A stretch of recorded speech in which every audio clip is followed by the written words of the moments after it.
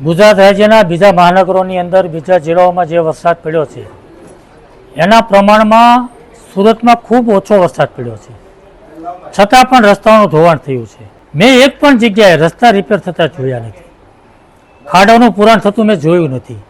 એટલે મને એવું લાગ્યું કે તંત્ર ઊંઘે છે, વહીવટી તંત્ર હજી મૂર્છાવસ્થામાં છે અને એને નિંદ્રામાંથી જગાડવા માટે, મૂર્છામાંથી બહાર કાઢવા માટે મેં આ પત્ર કમિશનરને લખ્યો છે અને વહીવટી તંત્રના વડાને પત્ર લખ્યો છે અને સાથે સાથે શાસકોના પદાધિકારીઓને પણ આ વાત મેં ધ્યાન પર મૂકી છે.